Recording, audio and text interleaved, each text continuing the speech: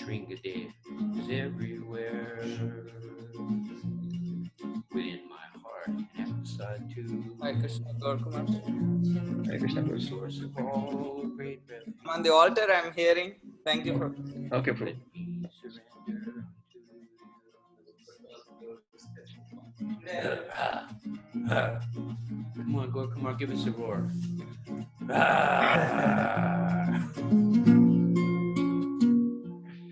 Jai Shringadev Bhagavan. Okay, Gaur Kumar's giving class, I think. He's churning the ocean of milk.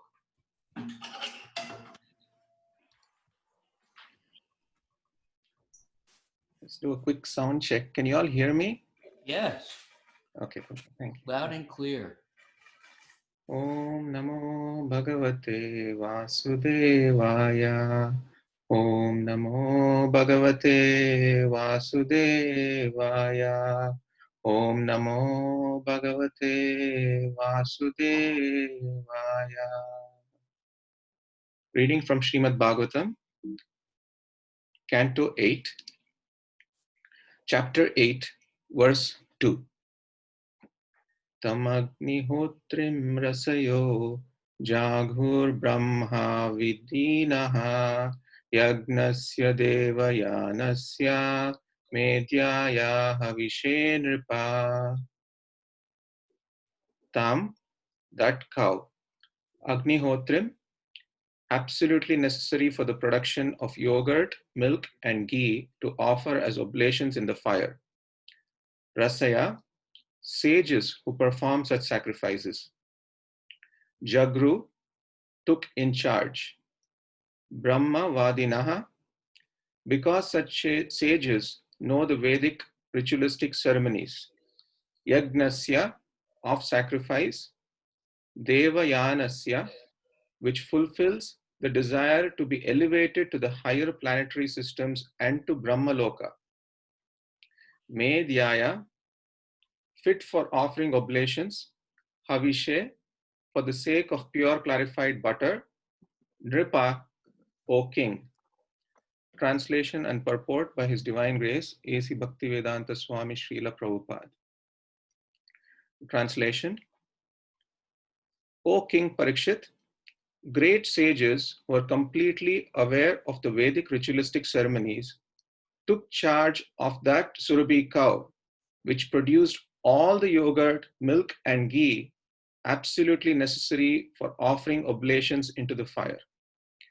They did this just for the sake of pure ghee, which they wanted for the performance of sacrifices to elevate themselves to the higher planetary systems up to Brahmaloka. Purport. Surabhi cows are generally found on the Vaikuntha planets. As described in Brahma Samhita, Lord Krishna on his planet, Goloka Vrindavan, engages in tending the Surabhi cows, Surabhir Abhipalayantam. These cows are the Lord's pet animals. From the Surabhi cows, one can take as much milk as one needs, and one may milk these cows as many times as he desires. In other words, the Surabhi cow can yield milk unlimitedly. Milk is necessary for the performance of yajna. Sages know how to use milk to elevate human society to the perfection of life. Since cow protection is recommended everywhere in the Shastras, the Brahmavadis took charge of the Surabhi cow, in which the demons were not interested. Om Ajnanatimirandasya Jnananjana Shalakaya Chakshurunmilitam Yena Tasmai Shri Gurave Namaha. Namo Om Vishnupadaya Krishna Prasthaya Bhutale Srimate Bhaktivedanta Swami Iti Namine. Namaste Saraswati Deve Gauravani Pracharine Nirvishesha Shunyavadi Paschatya Deshatarine. Jai Shri Krishna Chaitanya Prabhu Nityananda Shri Advaita Gadadhar Shri Vasadi Gaura Bhaktivinoda. Vanchakalpatarubhyascha kripa sindhubhya eva cha patitanam pavanebhyo Vaishnavebhyo namo namaha. I'll read the translation again. O King Parikshit, great sages who were completely aware of the Vedic ritualistic ceremonies, took charge of that Surabhi cow, which produced all the yogurt, milk, and ghee absolutely necessary for offering oblations into the fire. They did this just for the sake of pure ghee, which they wanted for the performance of sacrifices to elevate themselves to the higher planetary systems up to Brahmaloka. Hare Krishna. Thank you for involving me. So nice to be with all of you again. So today I will discuss about certain themes of the churning of the milk ocean pastime. So the Srimad Bhagavatam has 335 chapters. Now this particular pastime spreads through 8 chapters from 8.5 to 8.12. In fact, it is one of the longest pastimes in the entire Srimad Bhagavatam. So the main theme of the 8th canto is Manvantaras. So the meaning of Manvantara is basically the reign of the Manus. This particular pastime of the churning of the milk ocean happens during the Chakshusha Manvantara, which is the 6th Manu. So before this pastime, we heard the Gajendra pastime, which happened during the Tamasa Manu, which was the 4th Manvantara. So typically, what is Manvantara? So in one day of Brahma, there are 1,000 Divya Yugas, and these 1,000 Divya Yugas are divided into 14 Manvantaras. And we are discussing the 6th Manvantara in this particular pastime. Also in this pastime, the Lord himself manifests in 3 forms. As Ajita, he's helping the demigods churn the milk ocean. As Kurma Avatar, he is below the Mandara mountain, holding the Mandara mountain. And as Sahasra Bahu, he's on top of the Mandara mountain with his 1,000 arms holding the mountain. And also later on, he appears as Mohini Murti. So this particular pastime reveals several main themes of the Bhagavatam. One of the common themes across the Bhagavatam is the constant prayers. In other books like Valmiki Ramayana and so on, they're mostly narratives. They don't discuss prayers. But this particular pastime, or in the entire Bhagavatam, you will see a series of prayers. Also, this pastime reveals the glories of taking shelter of the Lord. As we see, the demigods repeatedly take shelter of the Lord when they're repeatedly hit by obstacles. We'll discuss this in more detail.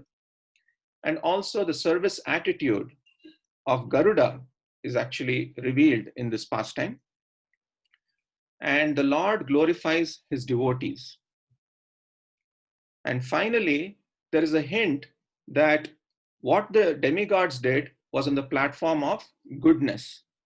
But there is something beyond it, which is pure goodness. So there's a hint that what they're doing is not the ideal, but there's something beyond it. So I'll try to cover that as well. So let's do a quick overview of where we are right now. I don't know if you can see my screen. I'm just going to quickly, in like 2 minutes, describe this pastime to where we are right now. So as we all know, so it starts by Durvas Muni cursing Indra, and Indra takes shelter of Brahma first. And then here we see Brahma and all the demigods going to Shweta Dvipa and invoking the Lord. And then the Lord appears.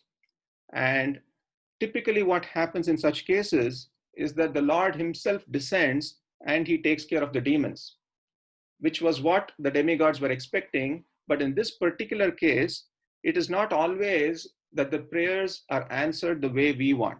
So in this particular case, the Lord appeared and he said, go make a truce with the demons, which is unlike the other cases where the Lord himself would descend and kill the demons. So based on the instructions of the Lord, which was very clearly outlined, that you first make a truce with the demons, go to the Mandara mountain, lift the Mandara mountain, take it to the ocean of milk, right? And then start churning it. So the demigods and the demons decided to make a truce, and their ultimate goal was to get that nectar. So their cause, their ambition, everything was the nectar, right? So now when they started lifting the Mandara mountain, some of the demigods and demons were crushed because they were not able to hold it for a long time. At that time, the demigods again took shelter of Lord Vishnu. The moment they took shelter of Lord Vishnu, Vishnu on the Garuda came there and lifted the Mandara mountain with one hand. After he lifted the Mandara mountain, he placed it on the Garuda. Now the Garuda was holding the Mandara mountain, was holding Vishnu, and was holding the demigods and demons as well. So the Garuda carried all of this and placed the Mandara mountain into the milk ocean. Right? So now at this point, Lord Vishnu, even though the Garuda had helped selflessly serve by carrying all of these things, he immediately asked Garuda to leave. So just imagine ourselves in the position of Garuda.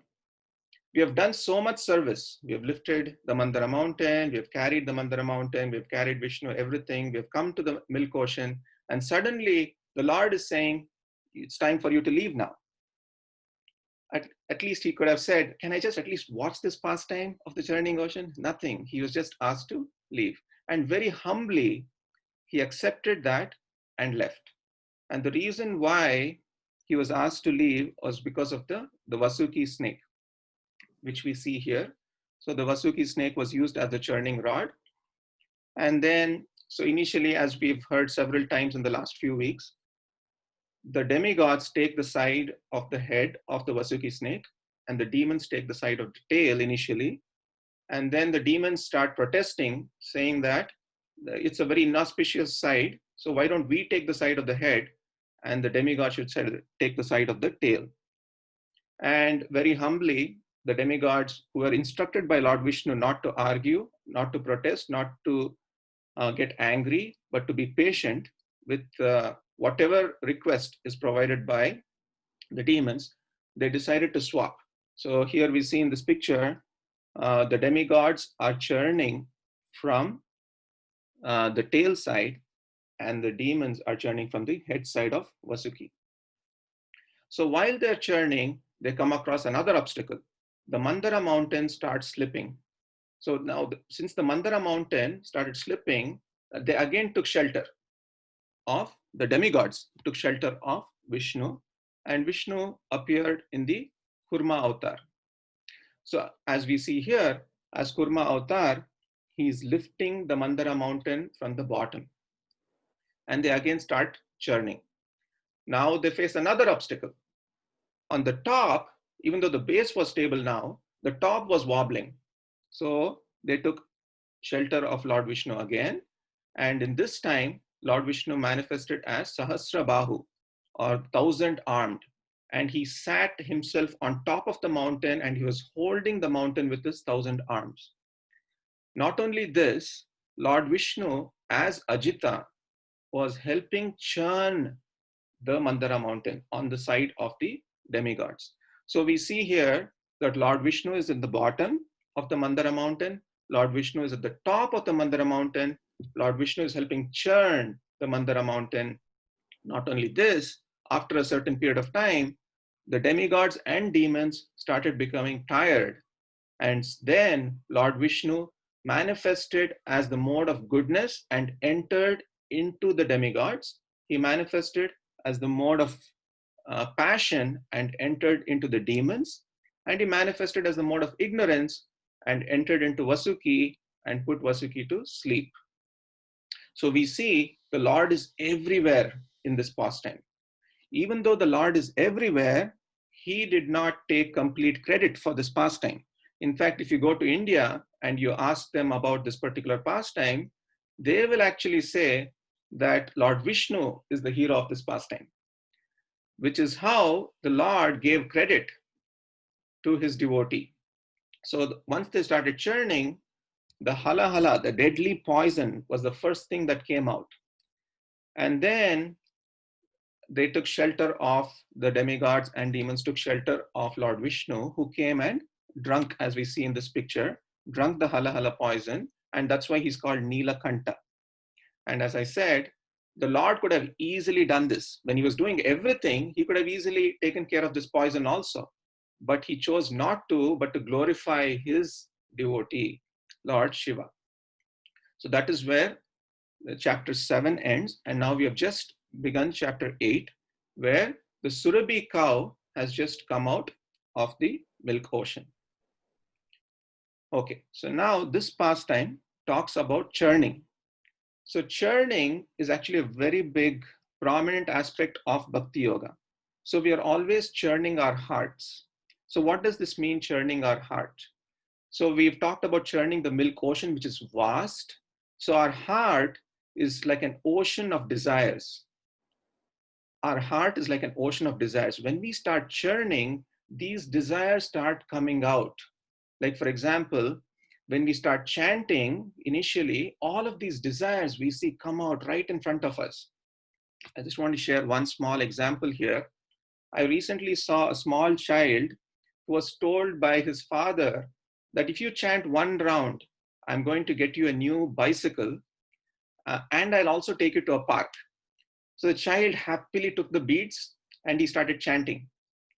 After chanting about 3 or 4 Maha Mantras, he opened his eyes and said, "Dad, can I get a red bicycle?" And then the dad said, okay, don't worry about the bicycle, but just focus on Krishna. Just focus on the holy names. Then again, he started chanting. After 3 or 4 Maha Mantras, he said, "Dad, can you take me to this park and not to this park?" So the whole consciousness of his chanting was just his desires coming out. And he was not thinking of Krishna, but he was thinking of Krishna's energies. So similarly, when we also pray, when we are also churning our heart, it is important for us to notice if we are praying with only Krishna as our goal, or we are asking Krishna for his energies. So superficial desires rise up first, as I mentioned. But as we churn more and more and more, let the purer, greater, worthier desires come up. And the ultimate desire is to just think of Krishna, just have Krishna ultimately and nothing else. So that is the ultimate goal of this churning. And that is the actual nectar. So that is about churning our heart. Now let's look at churning the Bhagavatam. Now Bhagavatam, similarly, like how I said, that the heart is an ocean of desires, the Bhagavatam is an ocean of verses. It is described, as I mentioned previously, that Bhagavatam has 335 chapters and is approximately 18,000 verses. So as we churn the Bhagavatam, it increases our understanding of Bhagavan. The more we churn the Bhagavatam, the more our understanding of Bhagavan increases. Initially, when we start reading the Bhagavatam, when we start churning, we just basically get an overview of the entire Bhagavatam. Prahlad Maharaj appears in the 7th canto, Dhruva Maharaj appears in the 4th canto, and so on. But as we keep churning over and over, reading the Bhagavatam over and over again, ultimately it increases our understanding of the Supreme Lord, of Bhagavan. And through this understanding, we become transformed. We become so much transformed that we become completely absorbed in the Supreme Lord, as we see in the case of Parikshit Maharaj. So the prayers to the Lord is one of the constant themes across the Bhagavatam, across the ocean of Bhagavatam, which, as I mentioned previously, in other books like Valmiki Ramayana, they're mostly narratives where they don't talk about the prayers.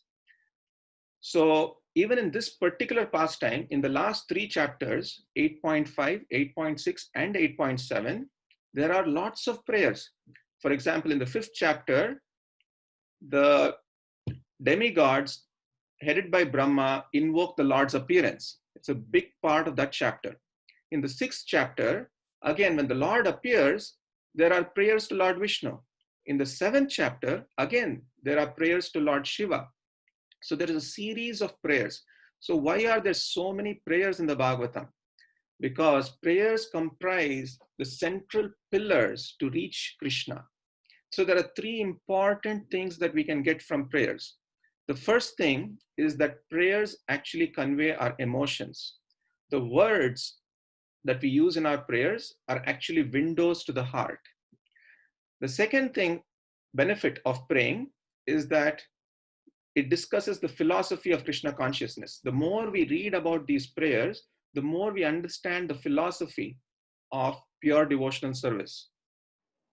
And finally, through these prayers, we actually understand who Bhagavan is, the characteristics of Bhagavan. How does he look? How does he speak? How does he reciprocate with his devotees? So these are three main aspects of prayers. So when we pray, we also should question, are we praying for Krishna's energies, or are we really praying only for Krishna exclusively? It's known as Ananyata. Ananyata means exclusive prayer only for Krishna and nothing else. Are we praying only for Murlidhar? Are we praying for Murlidhar's energies? So that is something that we can see. At my level, I can say that I'm praying for a lot of Krishna's energies, but I'm not praying for Krishna exclusively. For example, I could be asking for a promotion, I could be asking for a house, I could be asking for a car. These are all Krishna's energies, although it's not bad, but it's not exclusive devotion towards Krishna. So let's take one example here. As you see here, this is the pastime where Duryodhan and Arjun appear before Krishna and pray for him, pray for his side in the army before the Kurukshetra war. So Krishna made it very clear that either you get the Narayani Sena or the army that I have, or you get me alone, and I'm not going to be fighting in this battle. So Duryodhan had more faith in Krishna's energies, but Arjuna had faith in Krishna and Krishna alone. Without even hesitating, he said, Krishna, I just want you. I don't want your army. I just want you. And Duryodhan was actually happy because he had more faith in Krishna's energies. He happily took the Narayani Sena. But who won in the end? It was ultimately Arjuna who won in the end because he had faith in Krishna and Krishna alone. So Duryodhan was actually fighting for the wrong cause. His cause was protecting his own false ego. So material desires actually conquer us. So like in this pastime of the churning of the milk ocean, the material world promises nectar. But the material world, even if it over-promises the nectar, in the end, the nectar is actually given only to those, the real nectar is actually given only to those who take shelter of Krishna. Otherwise, it's just a promise of nectar that the demons fell into. There is no nectar that they got. So material nature actually cheats us and traps us. So I'll tell you one funny story about how especially in India, at railway stations, they sell these hand fans. You take the fan and you can actually fan them, right? So typically, there was this one time where lot of people were selling these fans, and there was one person who was selling it for a very, very cheap price. He was selling it only for 25 paisa. 25 paisa is a fourth of a rupee. Whereas others were selling these fans, the hand fans, for about 5 rupees. So a passenger who was about to enter the train, he said, wow, this is an amazing deal. I'm just getting a fan for 25 cents. So he took the fan, he bought the fan, and he said he was feeling very happy. I've got the nectar, I've got the fan for just 25 paisa. And then he starts using the fan. As soon as he starts using the fan, one swipe, and then the fan breaks. And then he runs to that seller, and then he says, hey, what happened? You promised so many things about this fan, but I just used it once and it broke. And for that, he answers that I just told you the benefits of this fan, but I did not tell you how to use it.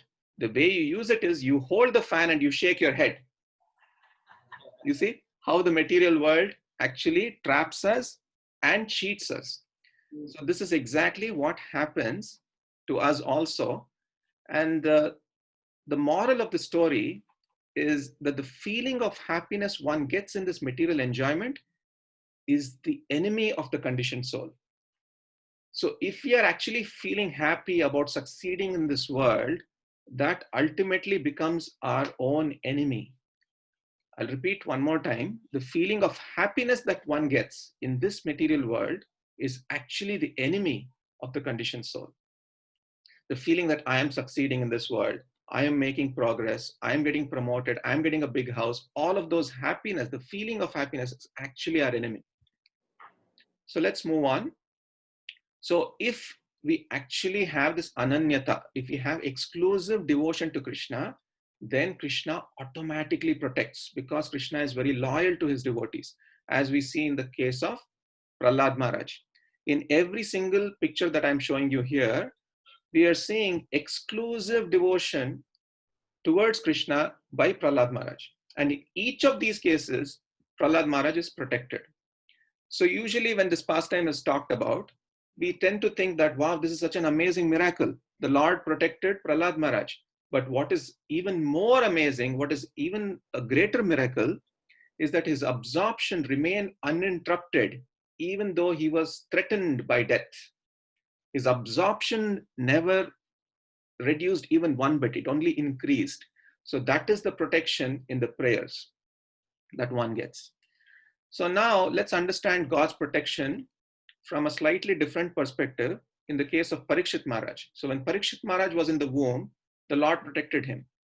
But when Parikshit Maharaj was cursed and he was about to get bitten by Takshak bird, he was not protected externally, but actually the Lord protected him there too. So initially the Lord protected Parikshit Maharaj materially, but in the end, the Lord protected Parikshit Maharaj spiritually, because he had just heard the Bhagavatam, he had just gone through this churning process by which he had elevated his consciousness so much that he was completely absorbed. And that complete absorption, that complete ananyata, was the one that gave him the protection, because he was no longer on the material platform. So whether the Takshak bird bit him, he was not even aware of it, because he was on a totally different platform. So this is how the Lord protected. So absorption in Krishna leads to protection, and absorption in Krishna will take us to Krishna himself.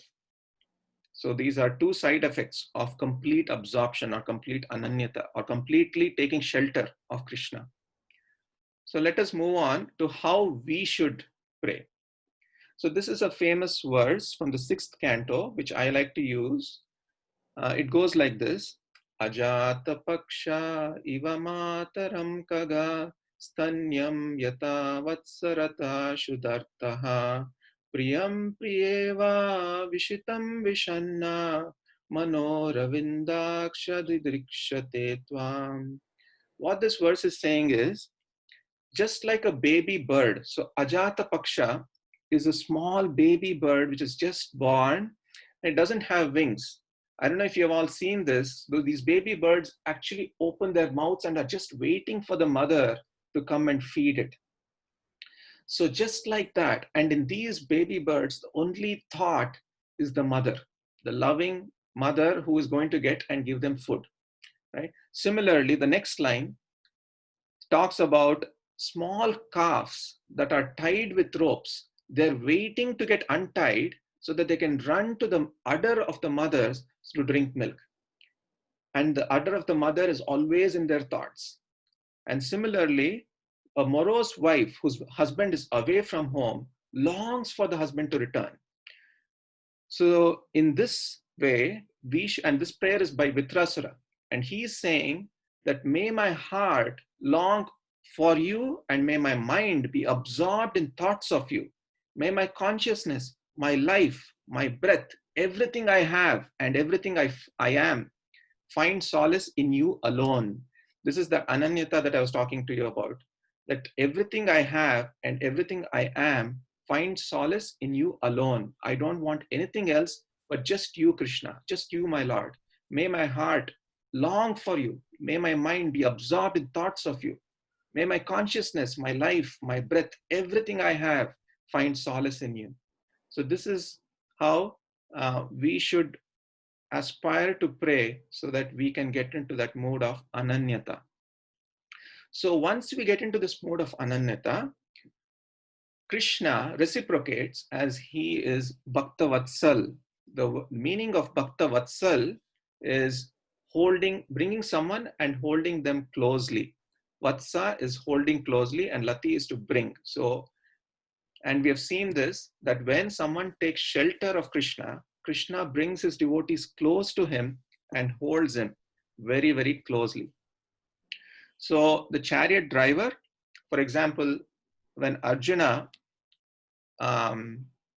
in the battlefield, Krishna was the chariot driver. And being a chariot driver, he's taking a very menial position to serve his devotee. So when he was driving the chariot, he had to actually get kicked by Arjuna. If he had to take a right, Arjuna had to kick him on the right side. If he had to take a left, Arjuna had to kick him on the left side. And if he had to stop, Arjuna had to kick him right on the back in the center. So Krishna was taking such a menial position because he is Bhakta Vatsal. He reciprocates. And even in this pastime, we see that Krishna is completely reciprocating with the prayers just to protect the demigods. So Krishna is saying, if someone chooses me, I am loyal to that person. So this particular pastime talks also about the glory of taking shelter of the Lord. In this verse, which appears in the 9th chapter of this pastime, which is the next chapter, it kind of summarizes this pastime, because now the demigods and demons, it talks about 5 things that they had in common. Now here this verse says, Evam Sura Sura Ganaha. Sama means equal. So there are 5 things that were equal between the demigods and the demons. The Desha, they were in the same place. They were the same Kala, the same time, the same Hetva, the same cause. They had the same purpose. They had the same activity. They had the same activity is karma, and the same matayo. Matayo is the ambition. So all 5 things were the same between the demigods and the demons. The only difference is the demigods always took shelter of the dust of the Lord's lotus feet. And because of this, they were victorious. Purely because of this. Because all other 5 aspects, they were exactly the same, right? They had the same place, they were in the same place, the same time, the same cause, the purpose, the activities, and the ambition. Everything was the same. So as a last point, I just want to mention from the Chaitanya Shikshamrita, there are 4 reasons for doing any activity. At the lowest level, we could be doing any activity because of fear. Let's take an example of why a small child goes to school. The child could be going to school because if he or she feels that if he doesn't go to school, he'll get punished by his parents. So that is fear. Also, in India, there are people who go to the temple just because of fear. So this is the lowest level, because if they don't, they have this feeling that if they don't go to the temple, they'll get punished by the Lord. And this is not ideal. The next level is reciprocation. We could be going to the temple so that we could get something out of it, right? We could, or the child may be going to school because he or she enjoys playing with other kids or getting good grades. Some reciprocation is there. The next level is duty. Duty is slightly higher than reciprocation. It is a sense of duty. I go to temple every Sunday. It is a sense of duty. This is also not ideal. The highest reason for doing any activity is, as you can guess, is love. So it is explained that these 4 things, the Bhaktivinoda Thakur clearly explains. So these 4 things, again, I repeat, the lowest is fear, then reciprocation, then duty, and love. So fear is in the mode of ignorance. And in this particular pastime, it occurs in the case of Vasuki. Vasuki was in the mode of ignorance. Reciprocation is the mode of passion. In this particular pastime, the demons were completely involved in this mode of passion, and they were just churning the milk ocean just so that they can get the nectar. Now then we go to the mode of goodness. The demigods were in the mode of goodness. They were dutifully churning the milk ocean. They were dutifully churning the milk ocean, ultimately with the goal of getting the nectar, but it was also not the highest. The highest is pure devotional service, or Shuddha Sattva. So it is mentioned several times in the Bhagavatam that we should not get stuck in the mode of goodness. we should rise above the mode of goodness and go to pure goodness. I'll just end with one simple story which talks about this particular pastime. But before I explain the story, I just want to talk about this particular verse from Padyavali, which talks about a pure devotional service and how it can be attained. So it says, pure devotional service in Krishna consciousness cannot be had even by pious activity, which means mode of goodness, in hundreds and thousands of lives. It can be attained only by paying one price. The verse says, Tatra laulyam, that is intense greed to obtain it. If it is available somewhere, one must purchase it without delay. So the story goes like this. At the bottom of a pond, there was a colony of insects, somewhere in the mode of goodness, somewhere in the mode of passion, and somewhere in the mode of goodness. So amongst these insects, suddenly one of them would rise that lily stalk, go to the top of the pond and just disappear. Someone randomly who was in the mode of goodness. And then the other insects were left wondering, what just happened? Our friend just left. He just climbed up the lily stalk and just left. So they started wondering, and while wondering, another one of their friends climbed up the lily stalk, went to the top of the pond and just vanished again. So this kept happening repeatedly. So all the insects conveyed a meeting together, and then they decided that whoever goes next should come back to us and tell us what exactly happened. So they decided to make a promise to one another that whoever climbs the lily stalk up and vanishes should come back to us and tell us where they went.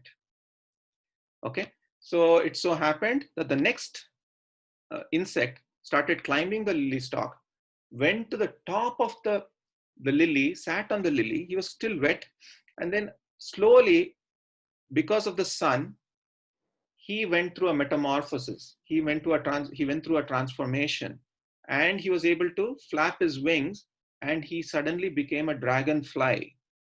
So he became a dragonfly, and he was enjoying this new freedom. He was flying in this freedom in the sky, and while he was doing that, suddenly he remembered, oh, I've made a promise. I've made a promise to my friends, my little insects inside the pond. I must go back and tell them that this is amazing. This freedom is amazing. So while he tries to go back, he realizes that now he can no longer enter the pond. He can no longer enter the pond because he cannot get into the water. And then the little insects are wondering, when is he going to come back? When is he going to come back? At this point, the dragonfly starts thinking, what can I do to help them understand? What can I do to motivate them? So then he realizes that the best thing that I can do is to just keep flying just above the water so that the insects can actually see me. And just by seeing me, they will get inspired. They will get inspired to take up this process and to climb up that lily stalk. And as I said before, this mode of goodness can actually become a burden.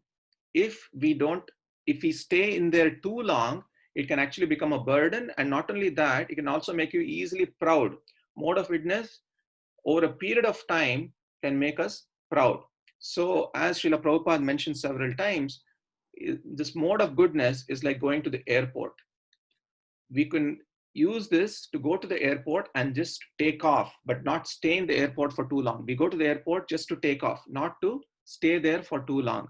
So similarly, in this pastime also, the small insects in the mode of goodness climbed the lily stalk, and then just took off into Shuddha Sattva or pure goodness. I'll stop here. Any questions or comments?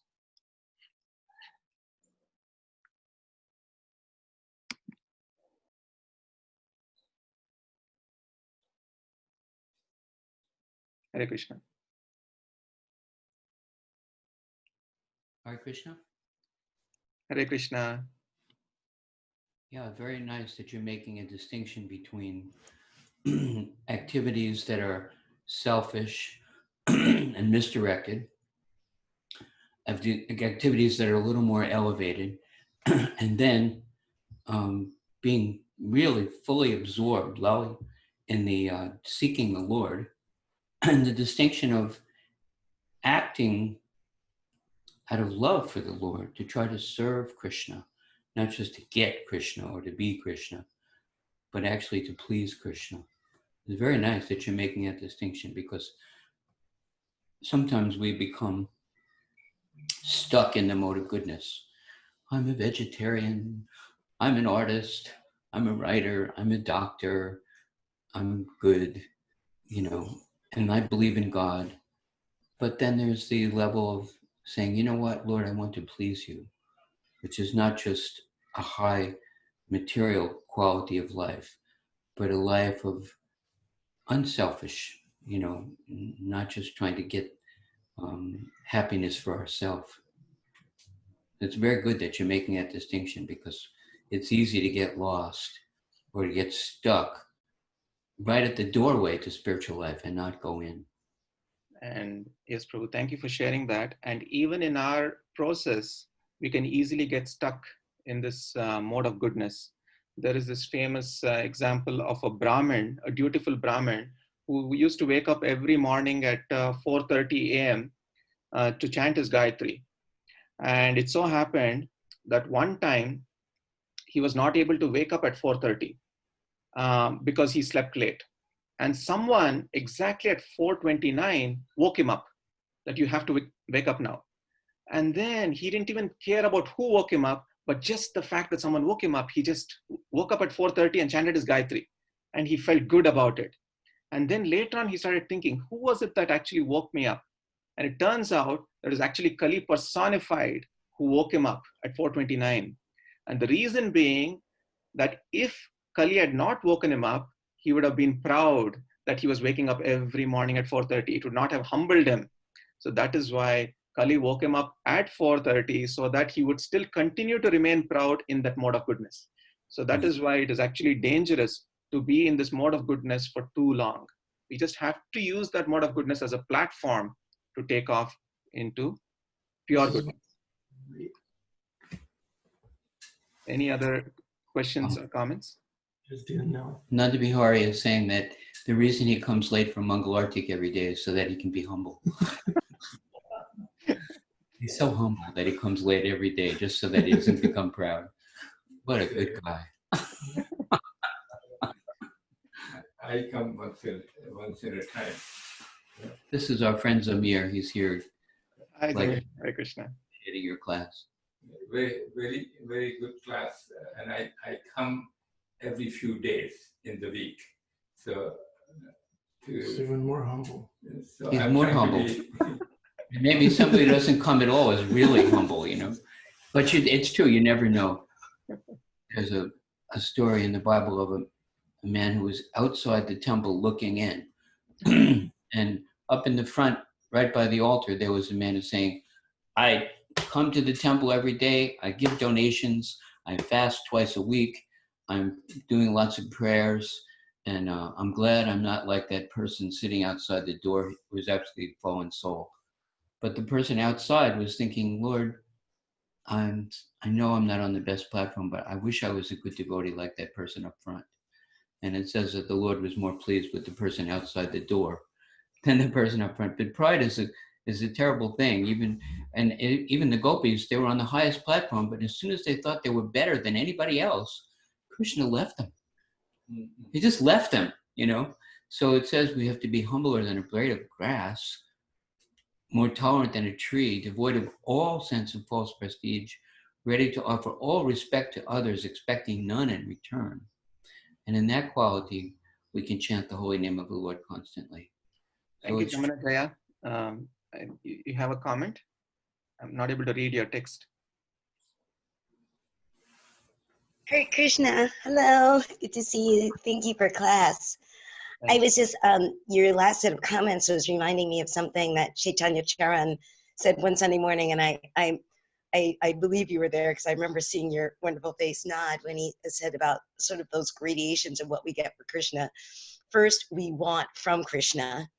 He said, then we want Krishna. and then we want to do for Krishna. So Right. first it's on that lower platform, gimme, gimme, gimme. Then I want you. And then the highest platform is, how can I serve you? Right. And I was just very much reminded of that when you were that last little part. It's such a great way of checking where our own consciousness is when we turn to Krishna. So thank you. Thank you so much, Yamuna-ji. Hare Krishna. But what's the difference between those two, those last two, wanting Krishna and wanting to do for Krishna? Because wanting Krishna sounds like love to me. Chaitanya Charan was saying that there's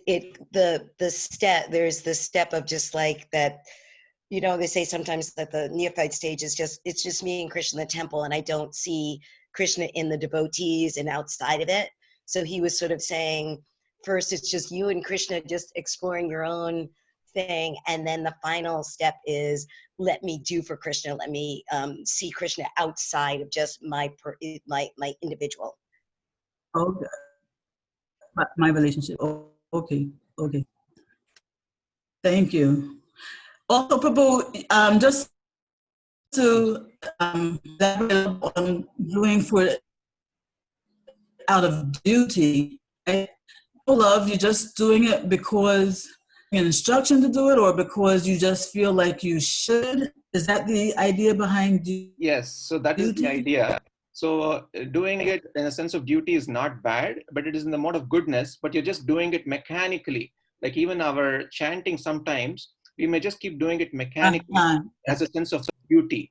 But we are not thinking of Krishna, we are not absorbing ourselves in Krishna. So that is where there's a subtle difference. Even though externally we may doing it in a platform of duty, to go to that platform of love, we have to absorb ourselves. So that's why they say, hear attentively. So that takes us to the platform of love.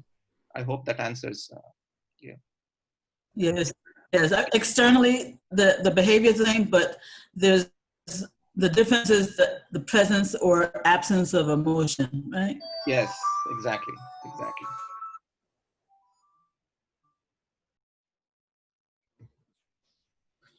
Krishna sees the heart. And just use someone that represents out of fear. Who is doing out of fear? Sorry, your voice was breaking. You know, the demigods were doing out of fear. Shows glowing. Oh. So Vasuki. Oh, okay. The Vasuki serpent. Vasuki was doing out of fear. Yes. He was out of fear. Okay. Thank you so much. Beautiful class. Love the stories. Thank you. Hare Krishna. Especially the